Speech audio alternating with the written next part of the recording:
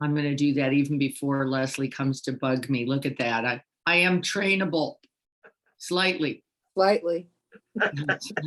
Not significantly. That was Carrie, who knows this better than anyone. There are things I am intended to do in this earth, and then maybe other things not so much. And one of them is right effort. We're going to be investigating right effort today. It is the 6th of the 8 of the Noble Eightfold Path. Right effort is actually the beginning of the trilogy of considerations on this noble, dignified, whole life path that we're investigating together. And specifically right effort. Without right effort, there can be no right practice.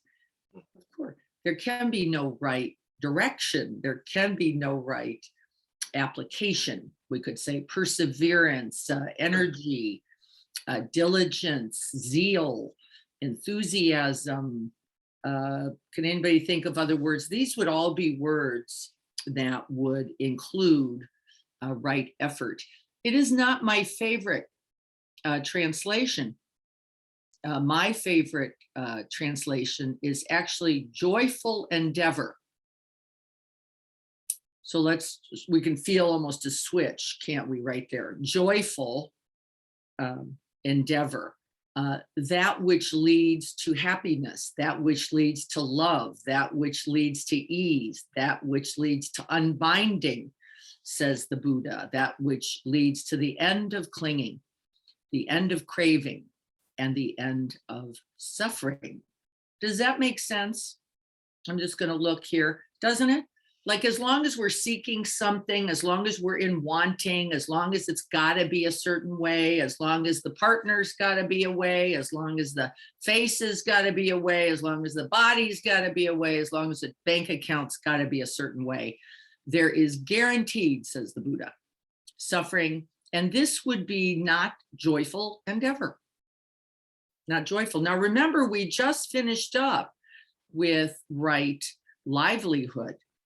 And that is where we are placing our attentions, where we are putting our money, where we are putting our energy, time, what are we investing in? So that was right livelihood. And this one is actually the inner energy that we must cultivate consistently in order to be able to apply then that energy and effort towards those very things that we were looking at last week. There is a little formula we're going to look at, but it basically says this. It says, abandon those things that are not wholesome and do not contribute to the end of suffering, even if they are pleasant, even if they are slightly addictive, even if that chocolate cake tastes delicious. Do not pursue them. The Buddha says, it's not going to give you enough. It isn't going to be sustaining. You aren't going to be able to grow from it. It's actually, what do we know? It's actually going to weigh you down, isn't it? It's going to cost you something, not only in the way of how it might, just using our chocolate cake. By the way, I'm not saying there's anything wrong with chocolate cake. I'm saying the active, diligent pursuit of it is not going to get you what you most need. It is not going to give you, what's the work here on this Buddhist path or any other spiritual path? What's the work? Abiding, sustaining happiness, not moments, not anything that hit and miss, not anything that's just going to become addictive. So you just got to get more chocolate cake, right? Another martini, another trip, another boyfriend, another job, another, right? Doesn't matter. Doesn't matter. It says never going to work. Now we actually know this, and I know we know it. I also know the brainstem says, I'm going to do it anyway, right? Because the craving nature of that mind says what? But I like it. I like it. And so because I like it, I'm going to pursue it. And in the pursuit of it, I'm going to be says the Buddha, directing essential life energy to something that's just going to make me an addict. I think I'm going to just say it that way, just so we understand it. Do you know what I mean? It's just going to make me an addict. It's just going to get me back out there and repeating this cycle. And there's not enough caramel corn, as we know, one of my old addictive devices. There's not enough caramel corn for this life. I don't care how much money you have. I don't care who you marry that makes caramel corn. It is not sufficient. Deeply, I want you to feel, we're going to practice today, where you know the truth of this. And then the question of this practice this morning, what are you clinging to? If only I could get that. If only I could get that, then this would be the way to true, abiding, sustainable, unconditional happiness and freedom. I want you to reflect on that question. We're going to look at it and ask each other questions about it. What are you clinging to? If only I had, what is it? More money, more time, more health. If only I had the right job. If only I got appreciation. If only I had this or that. And the Buddha says, always, always confused, because everything you need, says all of these spiritual teachings, by the way, beyond tradition, is what? You have everything you need. You already have it. Everything you need is right here, possible, capable, present in you. There is no seeking for it. And so right energy, and remember sama, the Pali word sama means right. I'm changing that for this week's practice to joyful, right? With joy, with clarity, with understanding. You go like, I'm going to lift those weights. Why? I know what's going to come from them that's going to sustain me. I'm going to take that hike. Why? I know the benefits of nature on the mind body, right? Joyful, because out of wisdom, out of clarity, out of clear seeking. Okay, so you get the idea. That's going to be the practice today. We'll see what unfolds. Remember, I don't lead these. I am led. And so I wanted to read once again The Blessings of the Morning Light by David White. We read this Saturday before Easter. Passover, Ramadan, I believe, is during this time as well. How do we greet the day and then let that day from its very beginning, what do you do every day that begins that relationship, that exchange, this new day, this new light, this new life? How do you begin? Do you wake up going, blah, it's Tuesday? Because if you do, remember, we know that that is setting the path for the whole of that day. I've got to get up. You don't have to get up. I've got to put my paint. No, you don't. Not at all. So what are you choosing? And are you choosing it from joyful? I know that doing these squats this morning, doing this stretching, this is something I'm going to be practicing towards right effort. That's one of my commitments. I'm going to be doing some stretching and practicing moving slowly every day in the morning. I thought about, what is it I'm not doing joyfully? What do I do with resentment, regret? Ugh, I don't really want to get to it. And then consequently, I don't get to it, right? I get to the things that are actually pretty easy for me, not to the things that actually my body most needs. I'm just speaking about one aspect of that right now, just the body itself. We're going to investigate. Here's what David White has to say. The blessing of the morning light to you. May it find you even in your invisible appearances. May you be seen to have risen from some other place you know and have known in the darkness and that carries all you need. What carries it? This moment. All you need is right here. May you see what is hidden in you as a place of hospitality and shadowed shelter, a little refuge. May that hidden darkness be your gift to give. May you hold that shadow to the light and the silence of that shelter to the word of the light. May you abide in silence, even in times of speaking. May you join all of your previous disappearances with this new appearance, this new morning, this being seen again, new and newly alive, being seen this moment, being present to this world, being present in the light, this very moment, joyful, energized, newly born. And so let's sit.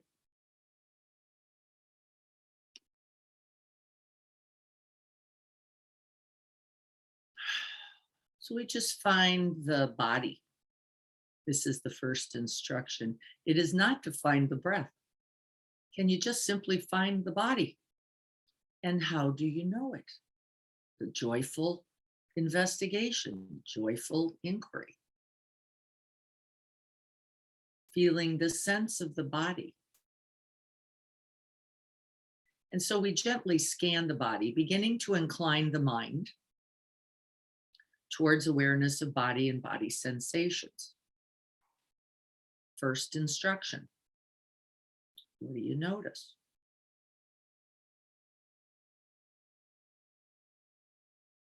And we, with purpose and intention, allow the attention to rest in awareness of the whole of the body in stillness. So we're going to purposefully intention stillness for a moment.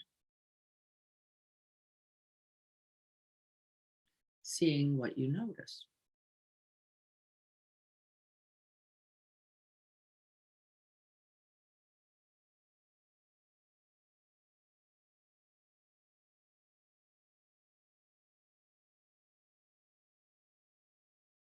You may notice exterior or sense door phenomenon, like I'm noticing a ticking clock. I'm noticing the warmth of my hands.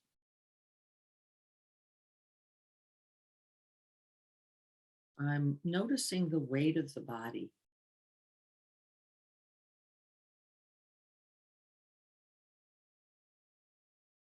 You might notice a bend, a stretch, maybe temperature, maybe hardness or softness, all coming through the sense doors.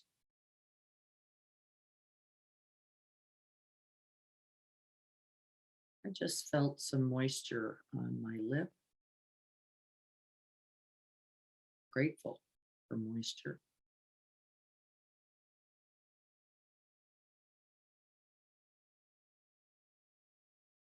And then I'd like you to naturally begin to just notice that you're naturally inclining the mind towards the breath.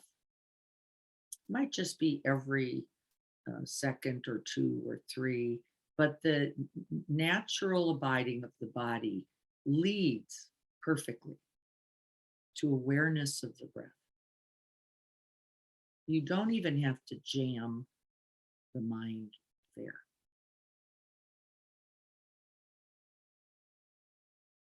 And we can hold the whole of the breath to begin. We don't have to focus on an in or an out or a high or a low or a short or a long. Can you just create a space, a joyful space in which you can abide the reality of the breath? I create kind of the whole upper body space. I don't even include just the body. I've got a little space on both sides and in front and in back, in which I gently hold the movement of the breath.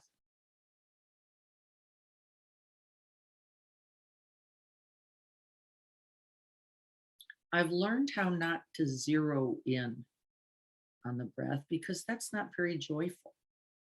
It feels quite demanding and a little constricting. So, where can you place your attention towards the breath that feels joyful, interesting, engaging? Where do you feel most alive? Joyful endeavor.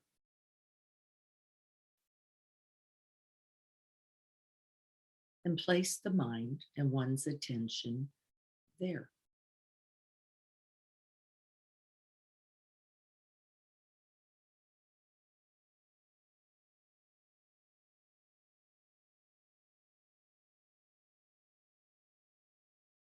Is it in the easeful expanding of the lungs? Is it in the tickle at the tip of the nose? Is it in the rising up, the expanding, or the resting, the settling in?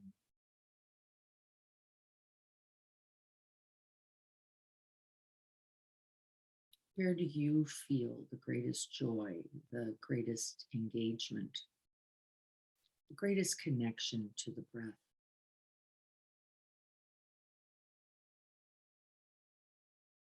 Begin there.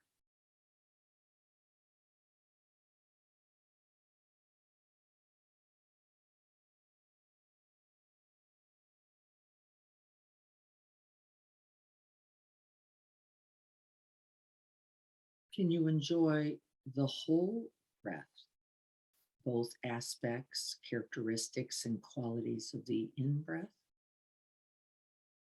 and the out?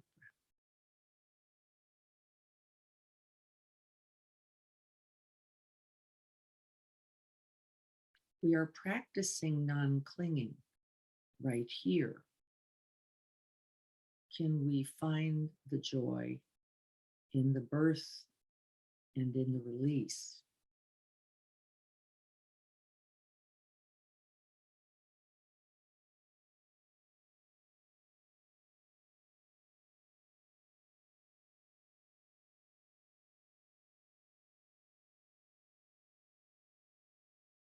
Now, the habit of the mind here is to immediately make something happen. A little extra length on the in breath or a little release extra on the out breath. Can you fully enjoy the breath simply as it is?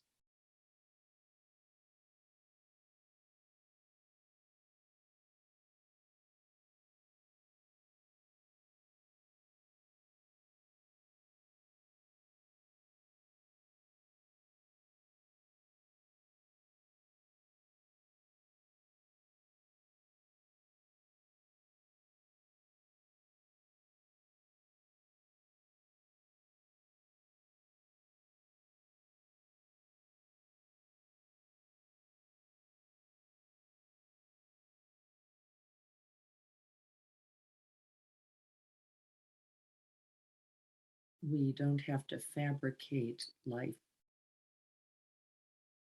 Can we draw energy from the full attention on the breath as it is?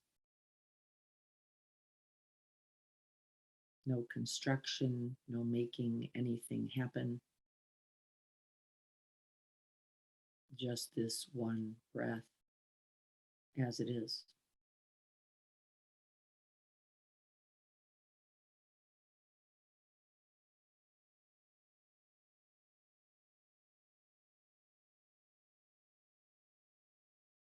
And so I just noticed a little habit of mine for myself.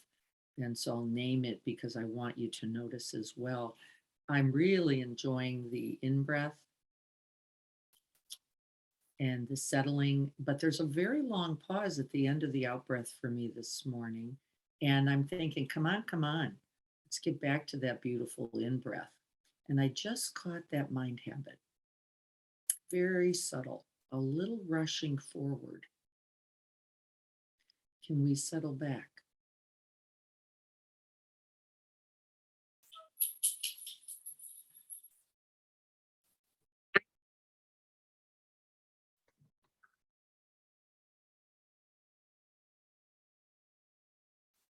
Can we be joyous and rejoice in the breath that is arriving now?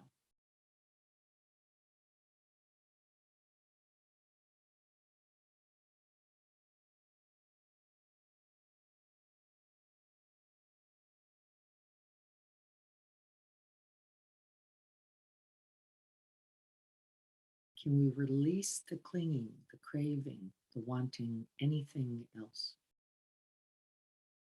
Joyous endeavor is the present moment. There is no greater joy possible.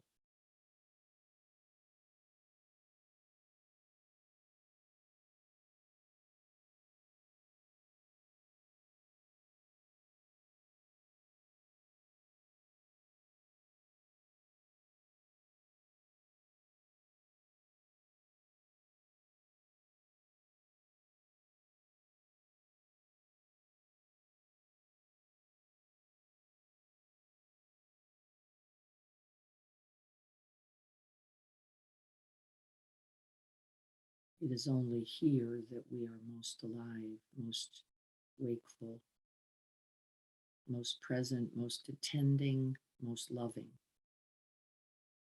Do not look for another moment. It is this one.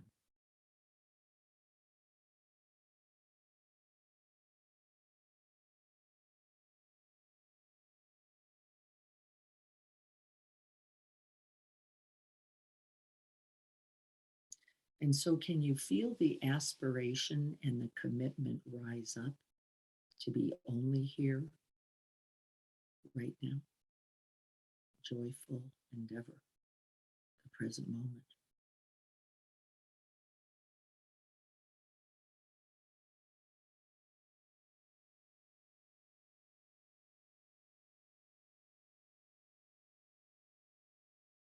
And you can begin to feel the energy then, and it is growing here and now, and here and now.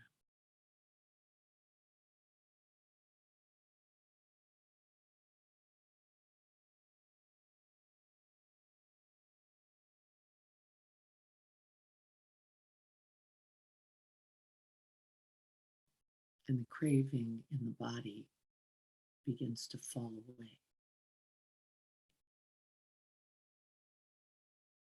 And the energy is sharpened for the attention and for the aspiration.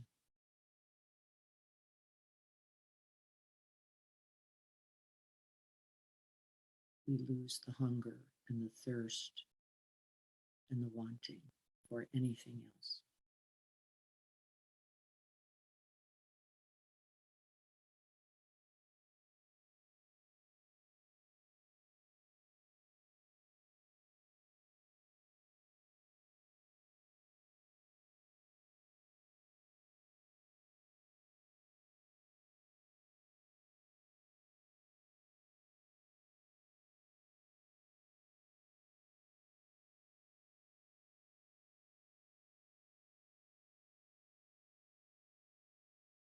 There is nothing to add and nothing to take away.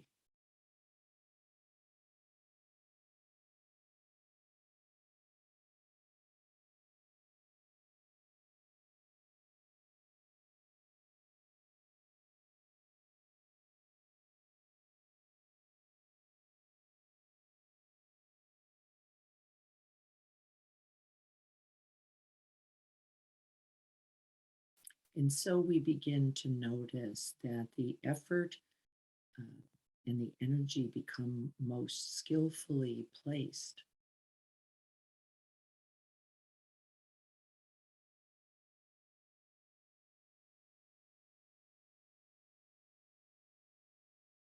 we engage fully with the breath and we see the refuge in it. And it, by its nature, then becomes joyful. All ease, all calm, all abiding is here. We don't get distracted. We don't get carried away into old habits. And if we do, we simply notice them and smile.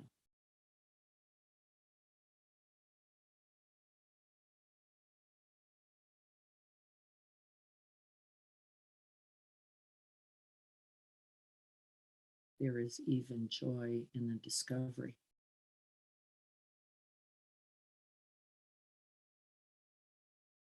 No distraction is nutritious enough.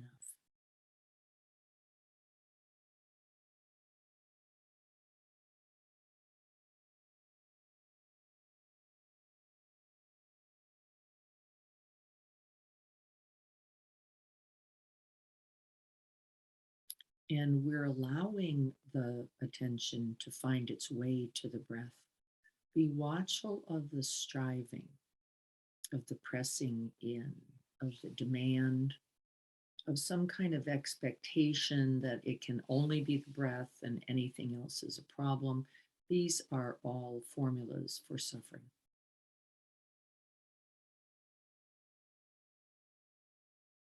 We let the attention find its way, and we rest in joy.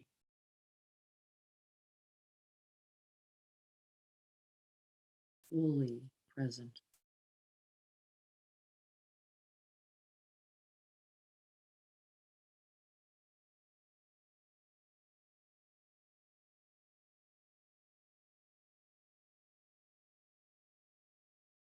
Now, this joyful effort also requires discipline, and that's not understood to be a bad thing. So, the discipline that's required to return, to begin again, to stay, this is also joyful effort, not only because of its present moment benefit, but because of its ultimate result. We learn that being here, completely, wholly, joyfully here, is the best place there could possibly be. Without clinging, without seeking, without fear. Already perfect, already here.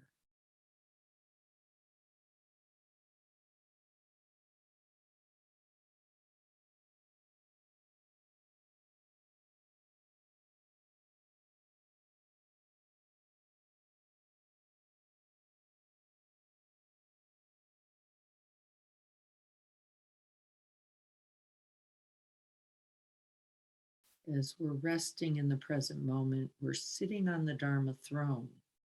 No better place to be.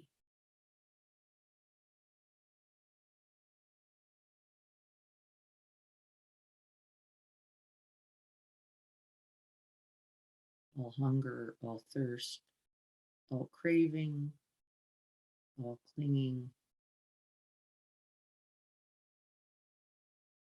abandoned.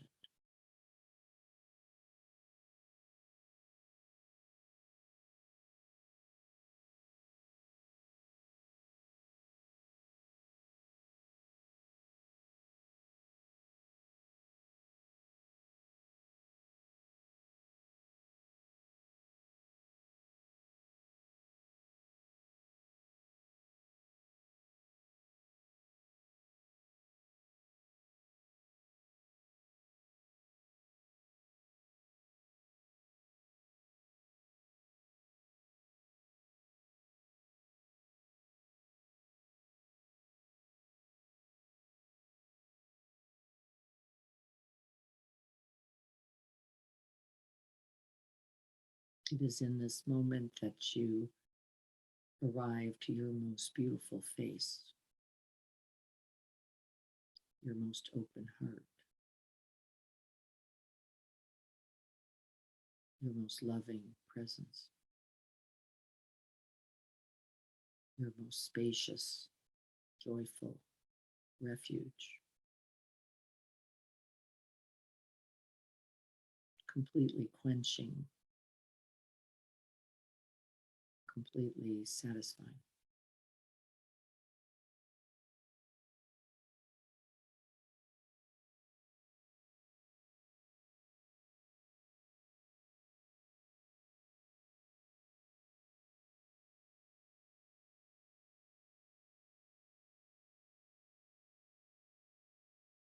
And then for a moment, I'd like you to call to mind something you have wanted,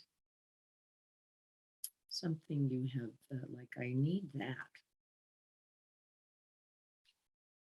I need that. And this is wedding week for me, so there's about 90 things I could pick. I need that.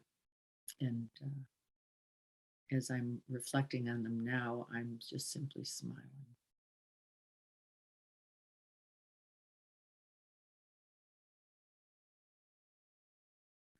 What else is needed to be most loving, most present right here?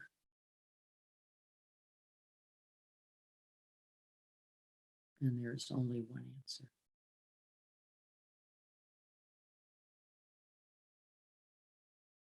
But I'd like you to feel that sense, that churning. There's a kind of hunger in it. There's a, if I could only get that, then I could be okay, then I could be happy, then I could be easeful. What if it's just not true?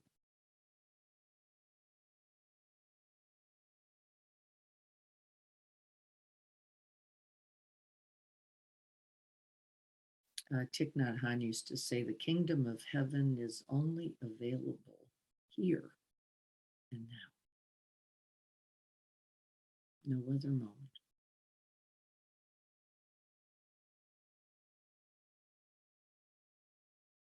And can you feel it? Can you feel the racing, the quickening, the gripping as we fall into the wanting?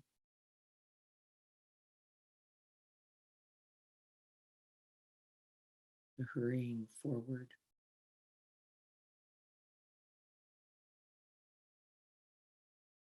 Its natural state is one of distress and some distraction. We move some distance from Thai's kingdom of heaven, resting in the refuge of the present moment, joyful, peaceful.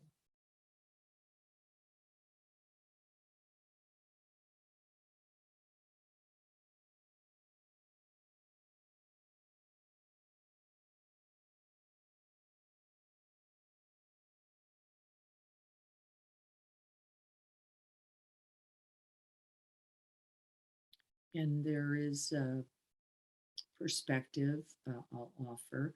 Instead of the wanting, instead of the not wanting, the seeking, the claiming, the gripping, the getting, the gimmies, what if we simply rested in the bounty of the present moment?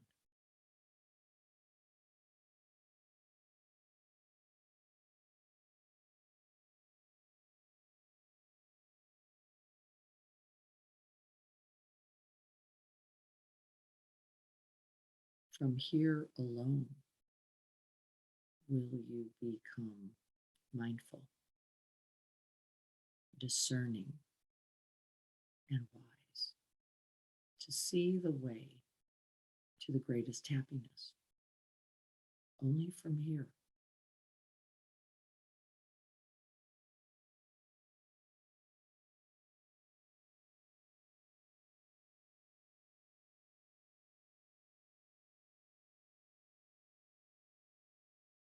And then from here,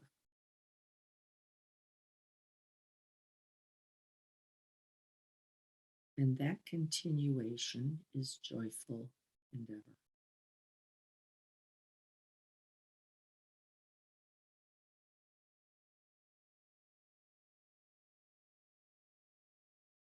Applying the mind again and again in the direction of greatest ease, greatest happiness and release.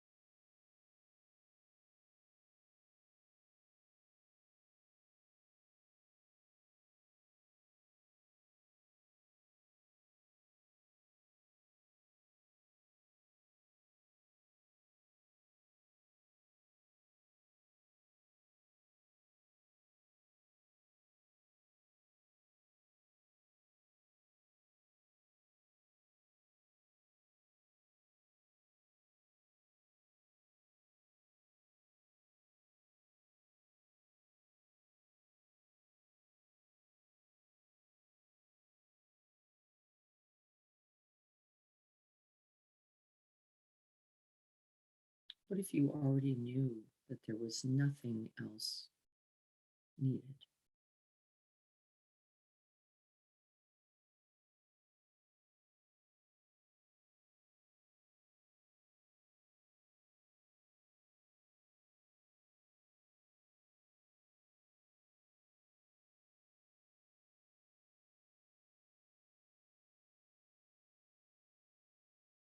Where would you place the mind and your attention?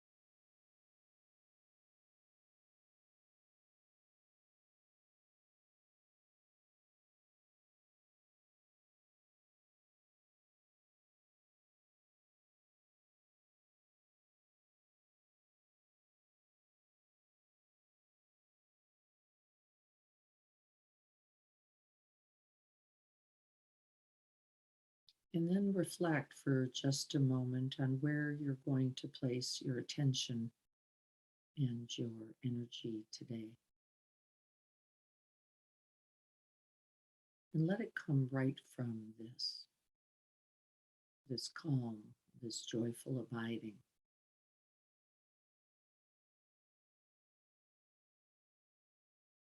How do we continue?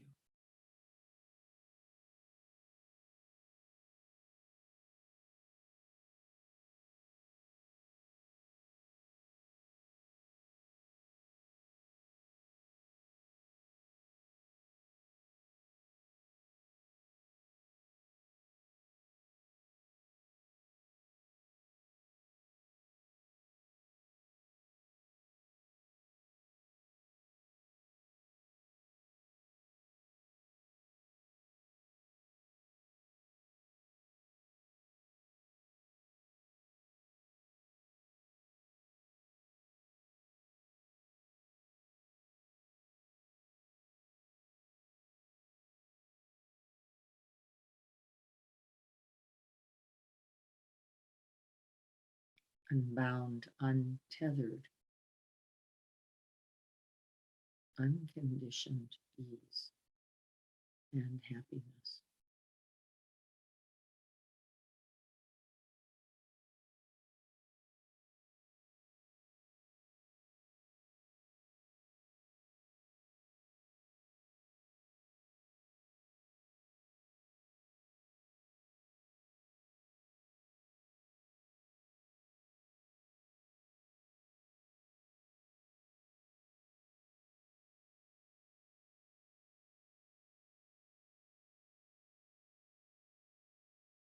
May we all be happy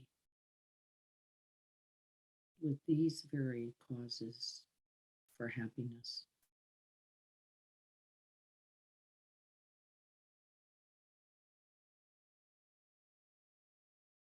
And may this joyful endeavor continue.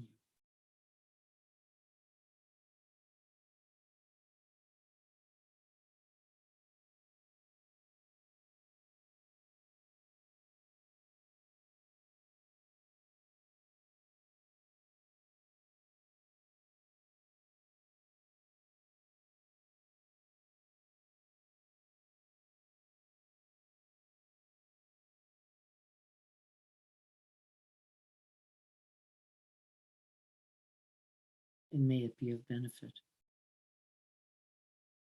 to all beings everywhere without exception, omitting none.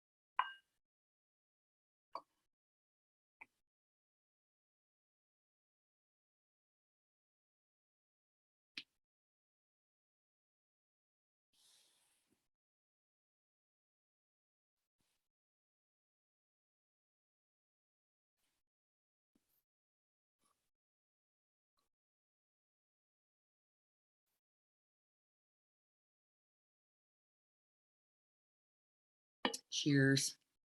To Dennis, we sipping at the same time there. Dennis. So let's start with the question a little bit, and you can come off of mute or chat, whatever's best. So what did you notice about the resting into the present moment and its joyful nature versus the wanting, seeking, craving nature? Could you feel the different energy? I guess we'll start there. Could you feel that it's like a hunger? It's named in these ways: hunger, thirst. Hello. Yeah, I think the panic went away. Yes. That's exactly right, doesn't it? I don't have to be chasing anything. And in fact, we're guaranteed, Jan, that that's actually the way to muck it up. Really, whatever it is that is to be ours will come from this very embodied presence, from this very here now. Whatever is to be yours, whatever clarity, whatever understanding, whatever joy, it can only be available. There is no other moment. We're like, what are those things? My brothers used to play this game, Pac-Man, right?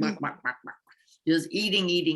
It was so perfect for the consumer that we are, right? Like gobble, gobble, gobble, gobble, gobble, gobble, gobble. And you couldn't get enough of them. You couldn't get enough. And no matter how many you got, does anybody remember what happened? There were just more. And then the next screen with the more, right? And this is its nature. This is the nature of craving and clinging. Not only are we seeking things, not only are we seeking accomplishment, not only are we seeking money, fame, power, acknowledgement, affirmation, love, we got it all going on. Not only that, here's the mistake. It's only available here now, nothing out there.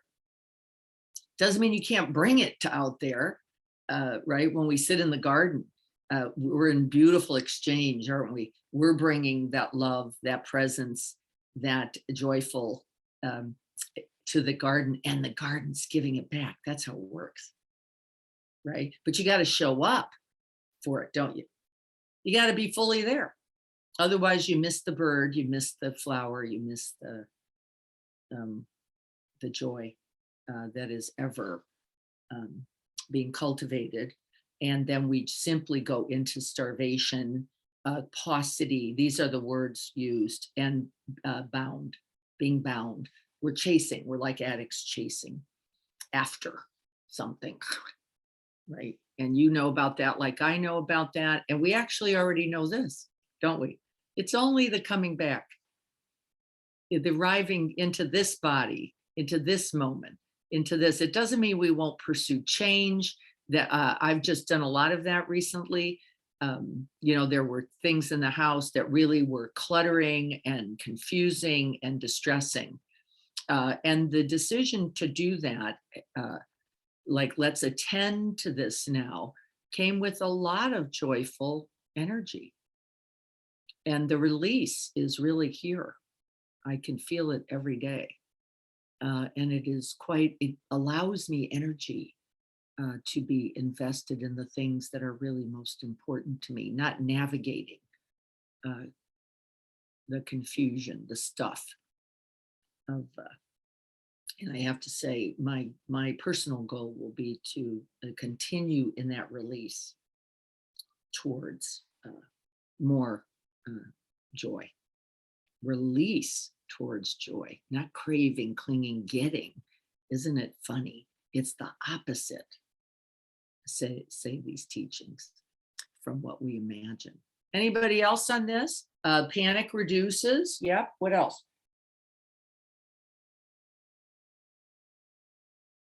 What'd you notice? The enoughness. Anybody catch this? Of things as they are? Like nothing else that's already enough. Already good. Already here. Already joyful. Just this bird. Just these feet. Just this breath. I was noticing a strong correlation between my breath and my heart and my breath. And as I just got deeper, I was just feeling that deep connection. That's right. And it's plenty, isn't it? It's plenty. Whatever love is here, it is enough there. We often do this with love too, don't we? In the heart tennis, we seek more, as if I could only get something from somebody else, then I could be okay, or feel loved, or be loved, or offer love. If I could only grab it, get a hold of it, secure it, stash it away, you know. And really, the heart's already enough by itself, just like the breath. They're already both there doing their beautiful work without our interference and our manipulation. And no other love required, no other heart required. That is the right energy that we're going to look at, that joyful endeavor we're going to take a look at. There's nothing more to be gotten. And when we let go of that, not only is there less panic, there's true joy. That's where true joy comes from. This, the one we're all showing up for. This is it. Chris, you're on. Did you have anything to add? Yeah, I had a really interesting thing, kind of relates to this a little bit this weekend, Easter Sunday. I had the pleasure of spending that with my daughter and my grandchildren. And as they woke up and went over to their Easter baskets, my granddaughter, she's 6, my grandson's 8. She picked up her little chocolate Easter bunny, and all I did, I said, "Hey, Liv," and I didn't even finish what I was going to say. And she looked at me and she goes, "Pops, you could have my rabbit." And then they did their little Easter egg hunt, and there was, some money in the eggs, and off to church we went. As we're sitting there, it's a Catholic mass getting ready for the offertory, so that's when you take your money, right? So putting $20 in the envelope, she was holding a dollar bill that she had gotten out of one of the Easter eggs. And I looked at her, I said, "Hey, Liv, why don't you put your dollar in the envelope?" And she looked at me a little confused, and she's like, "Okay." So she put the dollar in the envelope, right?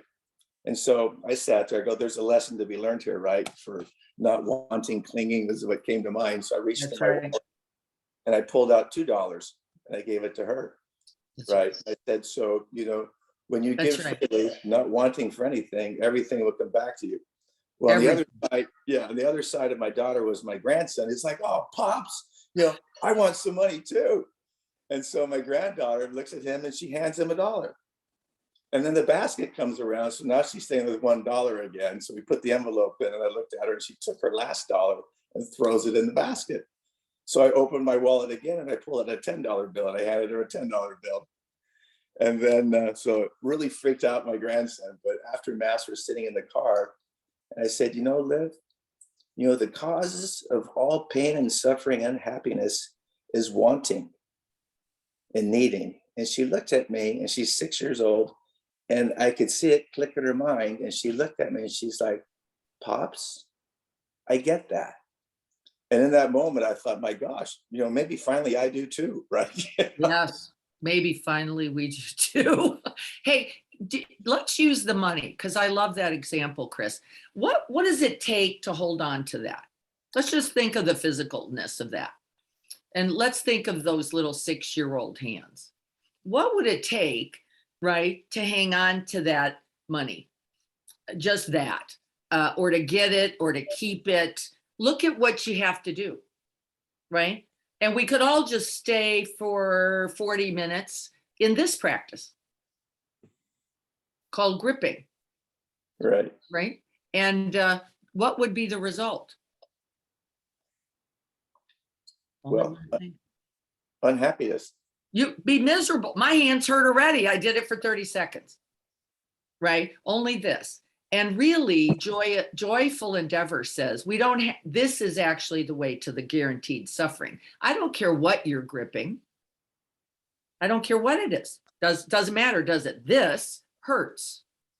This doesn't. This doesn't. And it works continuously in absolutely everything, and you cannot find the exception. We're going to spend the whole week looking. Where is the exception? Where is the thing I'm gripping, clinging, holding tighter, tighter, more, that goes, wow, this is working out for me. You won't be able to find it. I don't care what it is. $10 bill, $1 bill, $100 bill. There is more joy, more happiness, more ease, more freedom, more calm, more release in the letting go. Yeah, I Yeah. did see her that day eating the chocolate rabbit. And I said, hey, Liv, I thought you gave that to me. And she said, well, Pops, I changed my mind. Maybe for just an ear or two.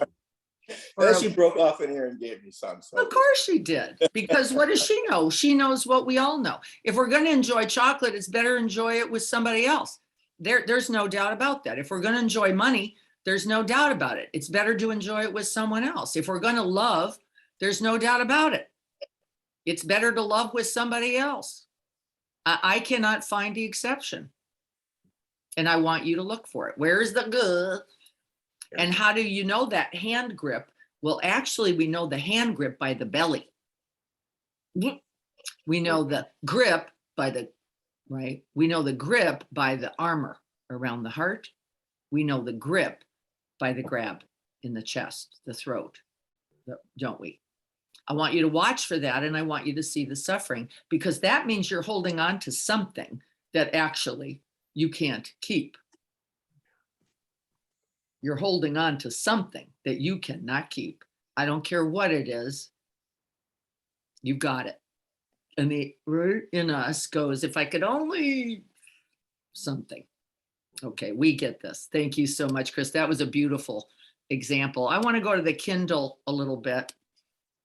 This chapter, Sama Viyama, Viyama, the VAY, I think, means something like to accomplish or to accrue, or, but not in a striving way. So it's a little funny. Not through seeking. That which arises, that which is given, that which appears, maybe we could say, but not through craving, not through efforting. And that's why I use the present moment, because this is a funny kind of endeavor. It's not seeking.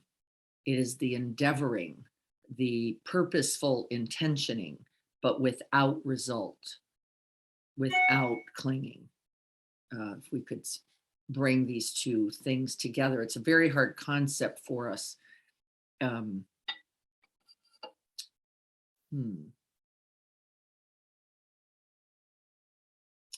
Yeah, like maybe love, like real love, right?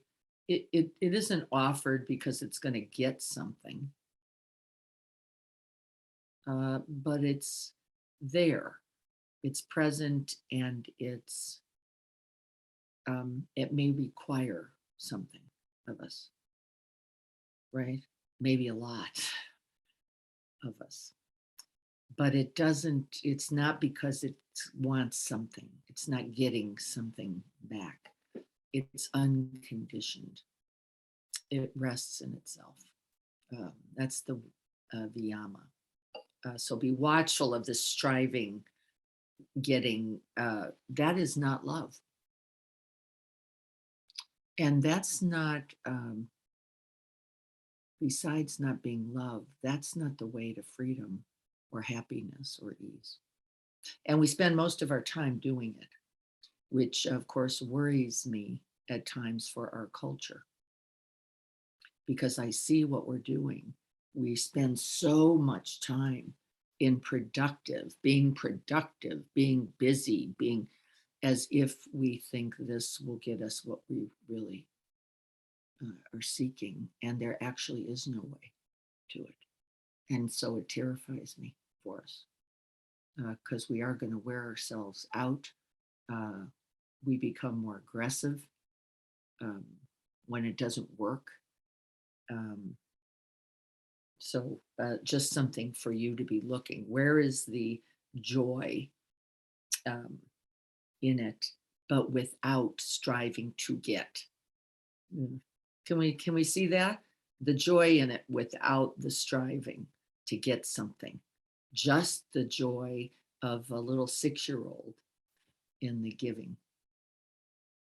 And beautiful teaching for us all. Here, you have it, right? So here it is. Joyful endeavor is the word I'm using. I just want us to stay with that. Right effort just sounds like a lot of work to me. And this is interesting because it does require effort. It does require energy, virya. It does require discipline. However, what you get back is 1,000-fold. And in fact, the sutta says 10,000-fold, right? What the return is guaranteed, and it's 10,000-fold. So let's see what Gregory has to say. He says here that right view, where we began the Noble Eightfold Path, that wise attention, meeting the voice of another, that's what he said right view was, is looking beyond our small selves, is what he's really saying. That the attention we place is never just on me, what's going to get me, what's going to be for me, but it's much larger, like Chris's granddaughter Liv. Like, oh, there might be something larger here, even in the release, even in the giving, even in the, and Chris was there to offer her, right, beautiful reality. Yeah, more comes in the release than will ever come in the clinging. That's the perfect teaching. It says here, the energy behind wise attention, that purposeful, intentioned placement again and again, can discern, becomes wise, the effort component of present moment experience. There is an effort in it, isn't there? You have to go, no, not the thinking about this, not the planning for that, not the regret about this, not the guilt about that. I've got to stay here, and there is an effort in it for a time. Eventually, we even surrender the effort. We're just resting now in it. But at the beginning of our practice, isn't it true? You have to go, no, back here, no, stay here, no, come on, ground back, be back. And it's beautiful. It is a requirement, and it does take some energy to do so. The intentional directing of the mind is required. You can't let the mind run amok hoping for these things you're actually thinking you want and need. It's not the way. It doesn't work that way. The intentional directing of the mind is actually joyful in that its result is abiding. The little you put in, you get a ton back, just like Liv. The continuity is right now. This takes certain effort. We actually know this. It's right effort. It gets you right result, and you can't be seeking it. It comes in its time. We're going to have to just go, I'm just going to do it. I'm going to ground into the present moment again. I don't know. It's not looking so great from here. So I look out the window, by the way, the sun is shining. The garden is literally bursting in through my window. There is no effort in the garden, is there? That's the garden just being itself. It's not trying to impress me. It's not trying to be red. Those blooms aren't trying to, right? It just is its nature. And this is what we're resting in consistently, our own true, most loving, most abiding, most joyful nature. The path factor of right effort is about developing a continuous, sustainable application of energy. Continuous and sustainable. Anything worth anything, says the science, takes 10,000 hours to perfect. How do we do that? Sustaining one moment and then the next. Dennis teaches tennis. What does he know? You get out there, you hit the ball, and then you hit the ball, and you keep hitting the ball, and you keep, right? You notice. And as you're hitting the ball, right, things happen. I was just golfing yesterday. What did I notice? Wow, it took me about 50 balls just to figure out what I wasn't doing. correctly, right? So that I could go, oh, a little more lift, a little more follow through, a little more follow through. Let me keep following through. Okay, this is going to be good, right? And guess what? Result was there. I didn't have to crave it. I just stayed in the moment, just stay where I'm at. And of course, it all unfolded perfectly. Actively diminishing. This is one of the keys in the sutta. It says we've got two big jobs here. One is diminishing what leads to our suffering, our clinging, craving, wanting selves. That's number one. Let go of that, says the teachings. Actively, continuously, that's our meditation practice, isn't it? Not the sound, not the bird, not the thought, not the clinging thought, not the gratifying thought. What? Present moment, just here in the breath. That actively doing it, not passively hoping for the best. Nope, doesn't work. And then actively placing the mind. We did this in the meditation today. With what? Actively placing on what leads to ease, what leads to freedom, what leads to love, what leads generosity. Chris was teaching his granddaughter, Donna, right? This is going to naturally lead to goodness, to joy, to happiness, to ease. And that's actually the essence of right effort, that we don't waste time clinging for things that aren't going to bring us true happiness. And we invest more time in all of the things that are. And we place the mind, we direct the body and our speech and our thoughts in that direction, what leads to true happiness and freedom. And I used caramel corn as my example before. There's no amount of caramel corn, no matter how good it tastes, that's going to lead to everlasting, unconditioned happiness and freedom. There is no amount of work. Doesn't even mean that your work isn't valuable and that you don't love it, but not from its money creation. That is not what's going to lead to true happiness. How many ever zeros at the end? This will not be the cause for happiness. It will not. What will? Purpose, intention, aspiration, applying one's whole heart and self, present moment arising. There it is. That's going to lead us to true joy. It is vitality, energy directed in service of ease, compassion, and awakening. Applying efforts towards that on purpose will get us true happiness. We build street level wisdom. I like that. That's everyday mind, and clean up our act so that we can live harmoniously with others. We stop seeking things for just ourselves. We go, wait a minute, there's limited joy, ease, and happiness here. Then with right effort or joyful endeavor, like the remaining two path factors of right mindfulness and right concentration, we're going to work on those in the next 2 weeks. We deal with the direct training of mind. What is the instruction? Placing the mind on purpose towards the wholesome, towards the good, towards the release, and not placing it feeding the hunger, the thirst, the craving, and the self-clinging over and over. Here's other words: focus, exertion, perseverance, diligence. All applies to right effort. I'm changing it. I'm changing it. That just sounds hard to me.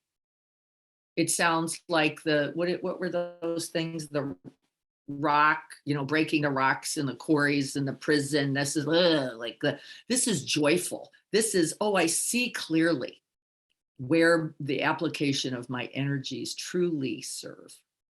And I am in joy over it. And guess what joy feeds? Energy. Joy feeds energy. You have more of it, not less, of joy.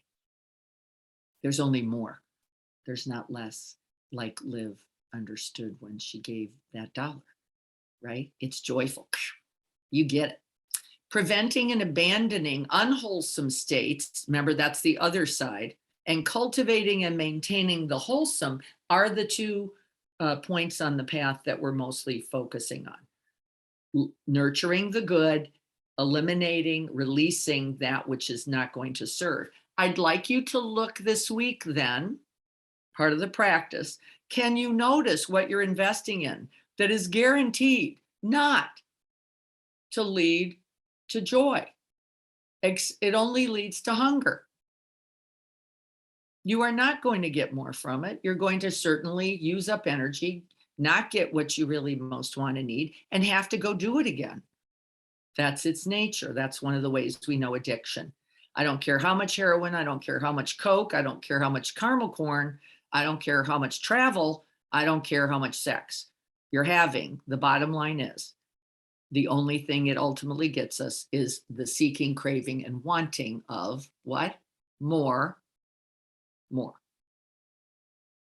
So be watchful. And here's what the Buddha said. And what practitioners is joyful endeavor? Here, a practitioner generates desire for the non-arising, for the thing that doesn't lead to hunger, for the non-arising of things that are unwholesome, that are addictive, that don't get us anything but more craving. He makes an effort, arouses energy, applies his mind, and strives. He says, here, wholesome striving, turn me towards this. It's not strive like get a certain result. It means continue. He generates, he or she, of course, generates desire for the abandoning of things that are unwholesome. He generates desire for rising things that are wholesome. Again, the two paths. He will look at those, that's called the four great exertions or the four efforts. You'll see it there. And what does that mean? Propagating that which is arisen that is good, eliminating that which is not good. Right effort energizes all of the path factors. Of course, we know it does. It's a universal quality. It affects all the other paths. And it helps us eliminate, not place energies where they are not in the service of our ultimate happiness. I don't think I want to do that. Here, I liked this. Right mindfulness constantly reawakens us out of the stream of identification that's clinging to something about the self and our mindlessness. Mindfulness is the greatest effort towards mindlessness, right? Of course. Marshaling these forces of right view and right mindfulness, right effort is the energy that naturally comes from clear seeing. I don't want to put my energy in caramel corn. There's not enough coming back for me. I'm very clear about that. Not enough good to come. I do want to invest my energy in my daily meditation practice. Why? I've got a lot of evidence that there's a lot of benefit that comes. Right effort rises to the level of a path because it is the only way aspirations or our intentions become real qualities and lead to release. And he says here, transformation. I probably wouldn't have picked that word again. I would say it leads to true release and happiness. I am often given to longing, given to ill will, overcome by dullness and drowsiness, restless, plagued by doubt, angry, defiled in mind, agitated in body, lazy, and unconcentrated. These are the effects of poor placement of energy and attention. I'm going to read it again. I think it's so, boy, if that didn't talk you out of caramel corn, I don't know what would. I am often given to longing, given to ill will or aggression, overcome by dullness and drowsiness, restless, plagued by doubt, angry, defiled in mind. The mind is in distress, agitated in body, lazy and unconcentrated. This is how we know we are in what? Unwholesome, unjoyful endeavor. It gets us nothing. It twists us up and, as Jan said, causes panic. That's it. Nothing good to come of it. I liked this also. This is an example from a sutta. Just as one whose clothes or head have caught on fire The extraordinary desire, effort, zeal, and enthusiasm, the indefatigability, there's a word, mindfulness, and clear comprehension to extinguish the fire would be ours, right? As if your hair were on fire, what would you need to do to put out that fire? This is joyful endeavor. With that clarity, with that urgency, with that amount of zeal, you go, no, I don't want to burn up from all this craving. I don't want to be burnt up from all of this craving. The extraordinary desire, effort, zeal, enthusiasm, and indefatigability is at odds with some of the meditation advice heard today. What does it say? Just let it flow. There's no effort required. You just get to be. Now, it doesn't mean that that isn't also true at an absolute and universal level. It does mean for most of us, because we have these brain stems, we do have to recognize that there is also the craving, clinging nature of mind, and we have to apply effort required, not to just get lost in it, that it's just the way. And he's saying, we've got a lot of people now that you're already perfect, there's nothing to do, there's no efforts required, and that this will only lead to more caramel corn and not to true happiness. Virya is the concept of energy. It is both mind and body energy, by the way, not just one or the other. There is the energy of mind, which equals that placement, the direction of the mind, the placement of the mind, and that requires a certain kind of energy, doesn't it? Sure it does. You're not just laying there. It's not enough. That's called sleeping. It's not the practice. And he goes on to say, there's qualities of body. We can actually wear ourselves out in pursuit of the wrong thing. Interesting, though, we don't wear ourselves out because the natural feedback loop of joyful endeavor gives you energy to continue. Gives you an energy. It isn't exhausting. It isn't depleting at all. It only nourishes and nurtures and provides energy for its continuation. Isn't that amazing? Adrian and I have trained for marathons and run some. And the truth is, if you ran too far, you couldn't do it the next day. You were fatigued. You were exhausted. The joints hurt. The muscles hurt. I even had back spasms over overdoing. It was right effort. I had to find the balance. Where am I now? What's possible now? Where can I push a little for conditioning or growth or training, but not blow it out? And you learn a lot. Seth knows a lot about this too, don't you? You learn a lot in running about right efforting, joyful effort, right? A little push, it's a little tough to get started, then you get into it, then there's a way to sustain, and then there's the other side called this is not going to be sustaining, this is going to be depleting. This happens in our practice daily as well, which is there's a right amount, right effort. I apply, and from that application, it grows versus, right, the effort that actually will lead me to bankruptcy, that will lead me to too much. If you gave all your money into that church basket, that's not skillful. That's not wisdom. That's not discernment. And ultimately could lead to what? Other craving. Because now you don't have enough to continue. And that's understood to be right effort. We're going to watch that. What nourishes the continuation of that energy versus what sucks it up? What sucks it up? These teachings say, pay attention, you're in the wrong place. If you just keep giving energy and are depleted by it. I work with a lot of people in their jobs around this. If you're just being depleted by your job, you are not in right livelihood, right? I don't care how much money you're making.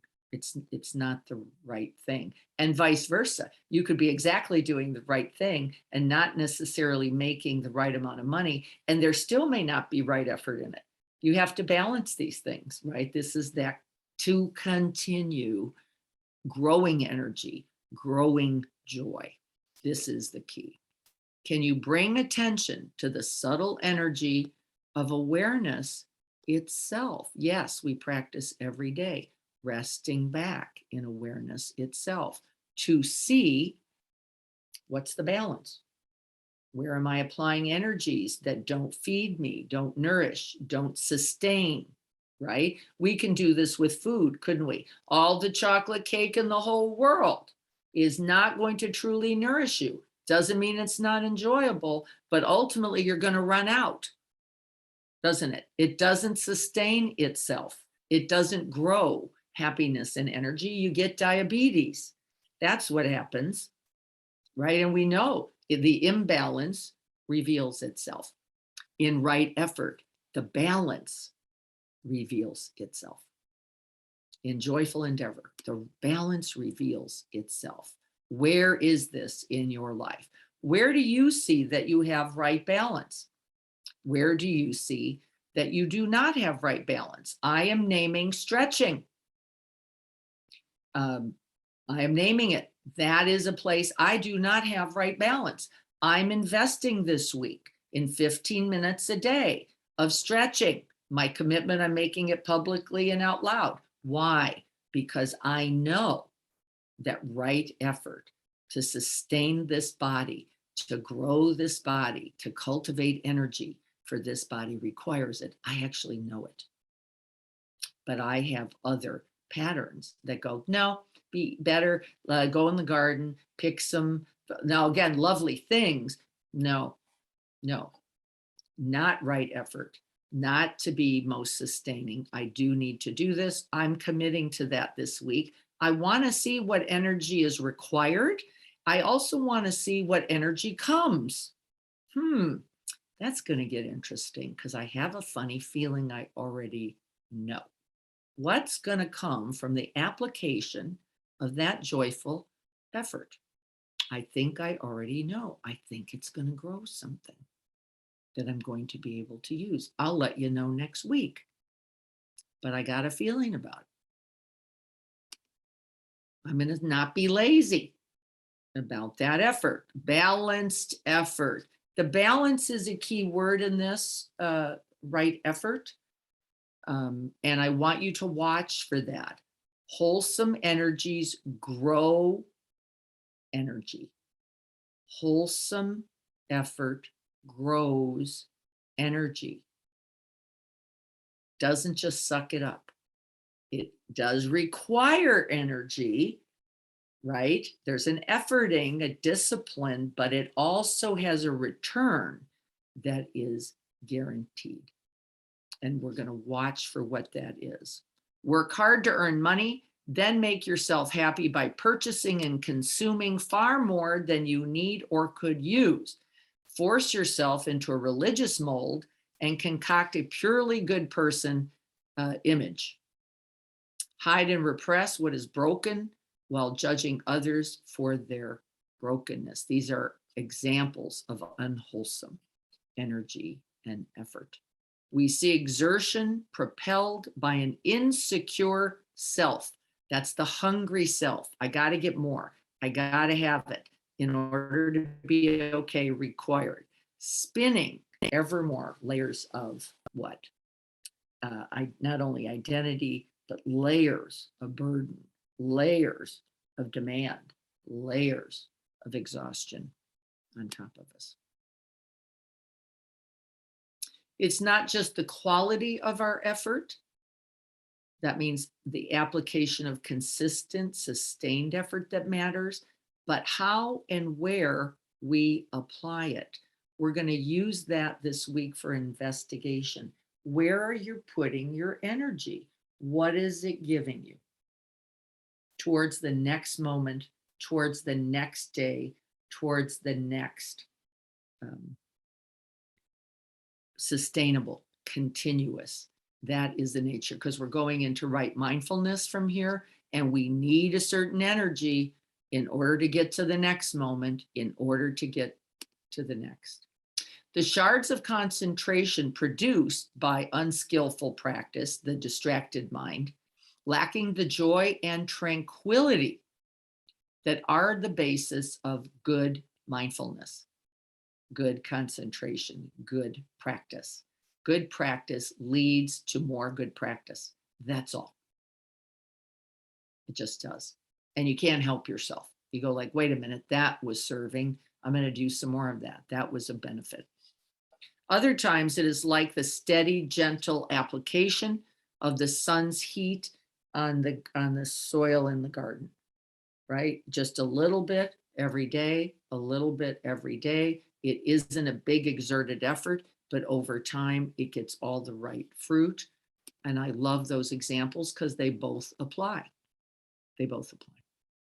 Directing effort to alter one's mental and emotional habits is sometimes essential to progress and can lead to benefit and pleasure. Sometimes you've got to apply energy to stop doing something because you're recognizing it's not of benefit.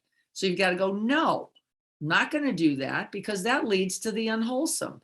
That leads to self-clinging. I am going to do this other thing because that leads to release. That leads to ease and tranquility. We're going to look to this week at what those things are. I'm making an application already. I said, I'm going to be stretching every day. That's a wholesome effort that I think will have some very positive results. I'm not going to be just hanging out, doing some old things I do, making phone calls, returning emails, and hanging out in the garden. Again, all beautiful things on their own, but I think there will be a different exchange. And I'm going to investigate that this week. Right effort inclines towards non-clinging.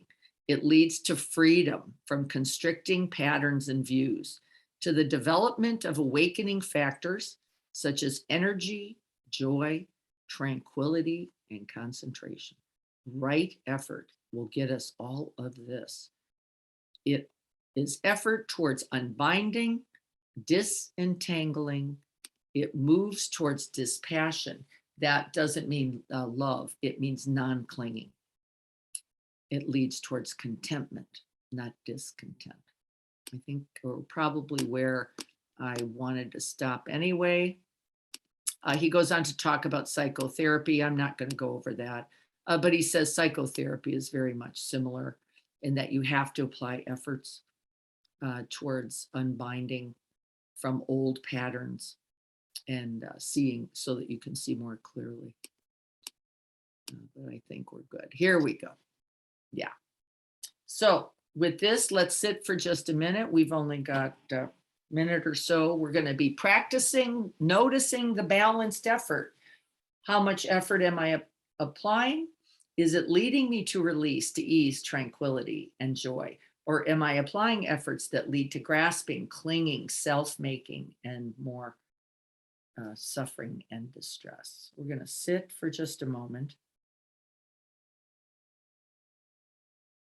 Let's find the way back to that ease, that refuge of the present moment. Turning first towards the body and then to the breath.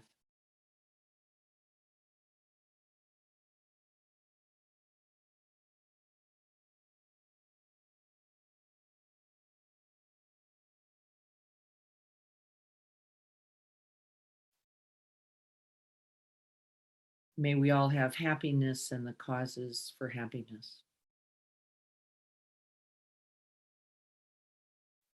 May we all have ease, well-being, the end of suffering, and the causes towards the end of suffering.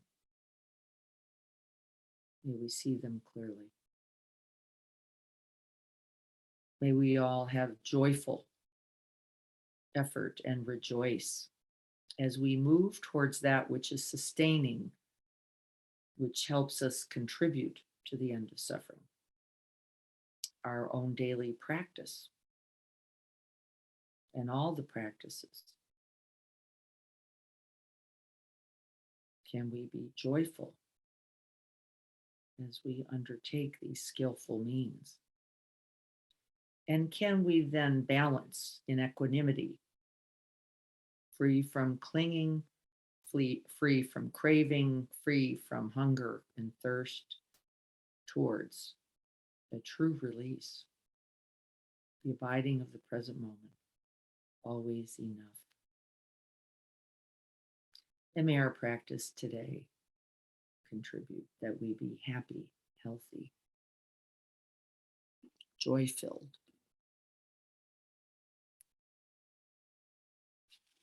and affirming of this precious human life. So be it.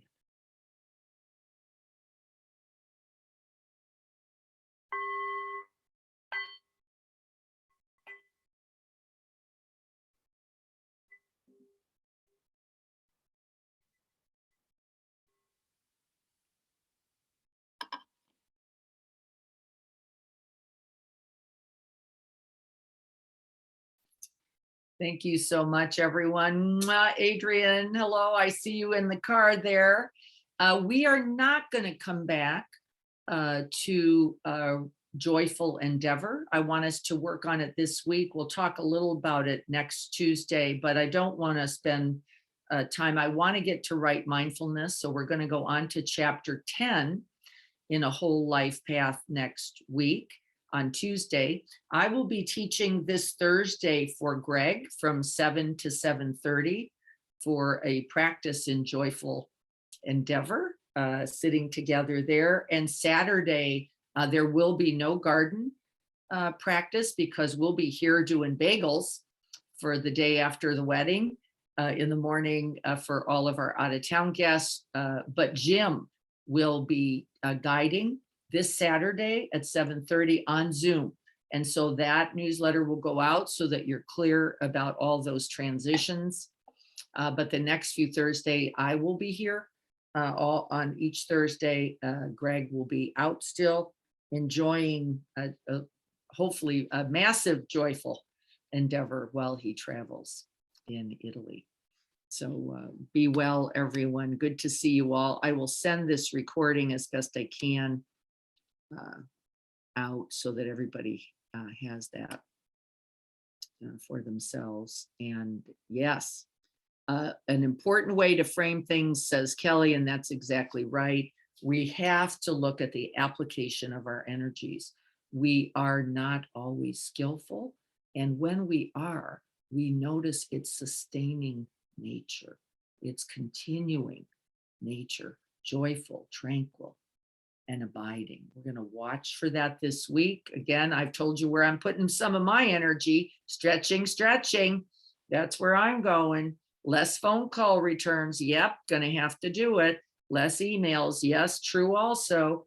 And I think I'm likely to find that the exchange is of benefit. Let's see what you guys come up with this week as well. Did you say you are leading Sangha this Thursday? I did. That will be me. You thought you were. Kelly, you were not on yet. I will send out another, but I would love for you to do it. So if you'd like to, Kelly, and you feel ready to do that, why don't you go ahead? But I have you down, I think, the first week in May. Okay. Yeah, thank you. Let's do that. Okay. Let's I do have that. you down in May because I will be in retreat that whole week and not available. And Greg is not returned yet. So that Thursday we could use your help for sure. I think that's the 4th or 5th. I can't remember. But I will check that schedule and get that back out and make sure you're on it.